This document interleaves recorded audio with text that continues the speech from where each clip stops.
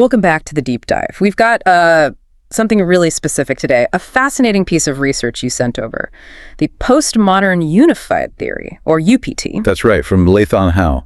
It's dense, definitely. It really is. It feels like a whole new way of looking at, well, everything. And we're diving straight into its core concept, this particle they call the Foundon. The absolute fundamental particle, as they put it. Exactly. Our mission today is to unpack that. What is it? How is it structured? What are its properties? Because this theory claims it's the root material particle. And the physics behind it. It really challenges how we think about space itself. It's quite radical.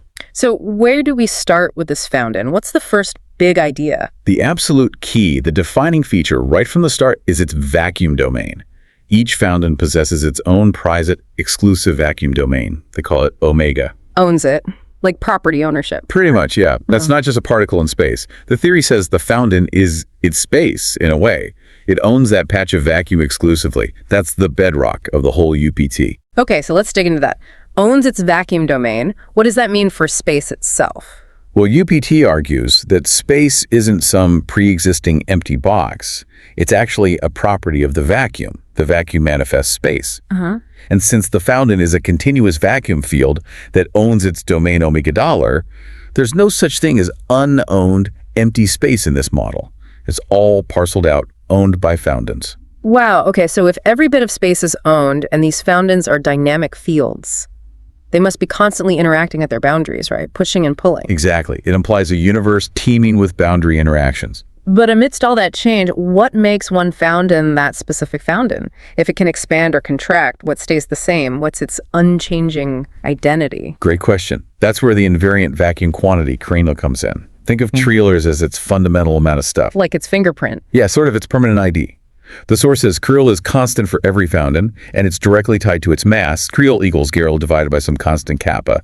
But essentially, Treel's is its inherent mass quantity. Right, so Q dollar is the anchor. This helps with that first misconception the source highlights, doesn't it?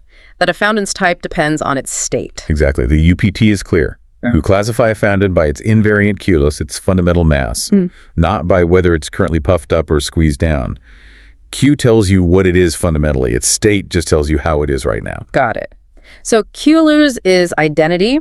Now, what about the stuff inside its domain, omegaless? How is it arranged? Okay, for that, we need to talk about Iapuxdu. That's the mass intensity. Basically, how dense the Foundon stuff is at any point inside its domain at a specific time. So like a density map, but it can change over time. Precisely. And the mat has a specific structure. There's always a center point where the intensity is highest. A core. A core, yeah. And from that center, the intensity decreases smoothly and uniformly as you move outwards towards the boundary. Denser in the middle, thinning out towards the edges. Is it a gradual decrease or like a sudden drop at the edge? Like a skin? The exact function isn't the main point here, but the overall shape of that distribution. It has a direct geometric consequence. Which is? When a Foundon is free, not being pushed on unevenly by its neighbors, its natural shape, the lowest energy configuration, tends towards being nearly spherical. Ah, okay. It wants to be as uniform as possible. Makes sense. Right. It's seeking that minimal energy state. So that brings us to energy. If its shape and volume can change, how do we describe its internal state, its level of activity? You mentioned identity is Q to dollar, but what about its dynamic state? That's measured by its state energy, EV dollar. And it's not just about how dense it is overall. Okay. The energy dollar depends on two things: the mass intensity dollar itself, and crucially, how sharply that intensity changes across space. That's the gradient, the nabla I So the gradient, so how steep the density slope is? Exactly. The energy density equation, epsilon alpha I plus gamma nabla I22, basically says the energy comes from how much stuff is there and how bunched up or spread out it is, gamma nabla I22. So a Manolader tells us about its state of expansion or contraction and how smoothly distributed its mass is. You got it. It captures the internal dynamics. And remember, because MH is constant. Right. The total amount of stuff doesn't change. So expansion means the volume must increase, and contraction means the volume must decrease. The quantity is fixed, the volume changes. What drives that change, though? What makes it expand or contract internally? Is it like internal pressure differences? That's a really good way to think about it. The source introduces something called the state potential, mu. Mu. Yeah. Mo alpha 2 enable to AOA. Forget the math for a sec. Think of U as driving the flow. Like pressure, intensity. All dollars will tend to flow from high getter regions to low getter regions until things even out, driving internal rearrangements. Okay, that makes sense for internal changes. But what about interacting with other foundons? If each one owns its space absolutely, how do they, talk to each other? Another key point and another misconception the source tackles head on, which they do not interact by exchanging vacuum across their boundaries. That idea, trop j'en conçois bien, is explicitly rejected by UPT. So no trading space? Nope. Each Foundon keeps its own Q dollar, its own integrity, its own domain. Interaction is more physical. Like bumping into each other? Sort of. It happens through contact work at the boundary, literally pushing against each other, and importantly, through the propagation of tiny disturbances in the intensity field. These are called delta EI-2R. Little ripples. Little ripples, exactly. Imagine pushing on one water balloon in a tight pack. The disturbance travels. These delta I2I disturbances propagate according to a wave equation. So information travels via these waves, but the actual stuff stays put within its owner. Precisely. It's mechanical and informational, not a transfer of the vacuum itself. Okay, that leads to energy. Is a foundon's energy always constant then? That feels like a basic physics principle, conservation of energy. But that's misconception 3, according to the source. Yeah. Particle energy is not always constant. Really? Why not? It's only constant if the system you're looking at is perfectly closed. Like truly isolated, no boundary interactions, no leakage of those delta I waves. Which never really happens in reality. Pretty much. In any real interaction where there's contact or disturbance propagation across boundaries, energy can dissipate.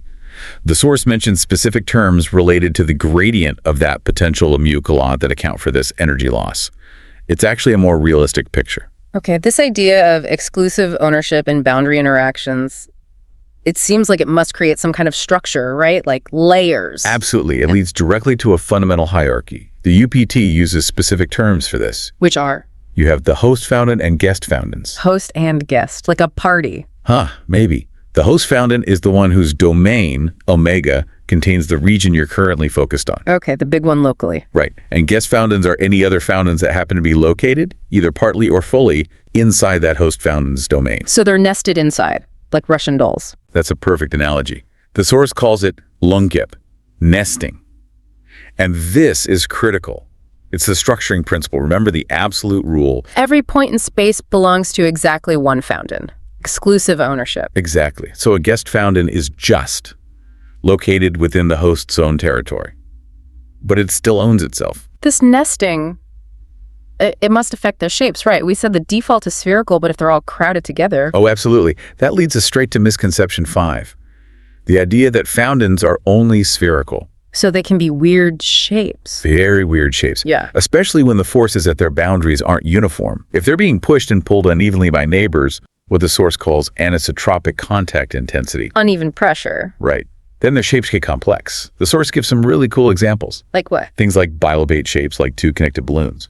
Or even multilobate figures with 3 or more ridges. You can even get local torre. Wait, donut shapes? Really? Actual local donut shapes, yes. Or even fine, sawtooth patterns along the edges caused by very specific localized pulling or traction at the boundary. The shape tells you about its environment and history. Wow. So the shape is like a dynamic record of its interactions. Exactly. Okay, this leads to what feels like the biggest leap, maybe the hardest thing to grasp. Misconception 4. A foundon is not the same thing as an object we see, like the moon or the Earth. This is crucial. Absolutely fundamental to understanding UPT. So the Earth isn't one giant foundon. No, not at all. According to UPT, macroscopic objects, planets, stars, you, me, even entire galaxies are not single foundons. What are? They are accumulations. The source uses the term Bator. Think of them as vast collections, huge piles of countless tiny guest foundon. Piles of guests. Piles of guest foundons, all residing within the domain of a much, much larger host foundon.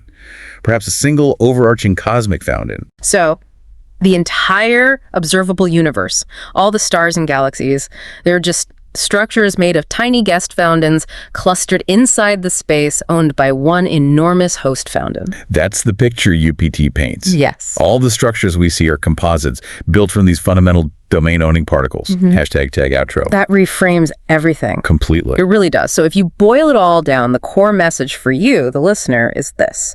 The Foundon isn't just about mass, that invariant quantity throw out. Right. It's defined by that mass, plus its absolute exclusive ownership of its vacuum domain, omega. And that ownership, that nesting of guests within hosts, creates the fundamental hierarchy that structures reality from the quantum foam all the way up to galaxy clusters. It's a universe built on property rights, almost, at the most fundamental level. In a manner of speaking, yes. Which leaves us with a pretty staggering thought to chew on. If the universe is just these interacting owned vacuum domains, if space itself is just a property of these Foundon fields, not an empty stage. Then what does that do to our ideas about fundamental forces? Think about gravity. Does it stop being some mysterious force acting at a distance and become, well, just the large-scale effect of all these domains, jostling, expanding, and contracting? Is it purely geometry and pressure? That's the kind of profound question this theory forces you to ask. A universe driven by domain dynamics. Something to think about. Until next time, keep digging.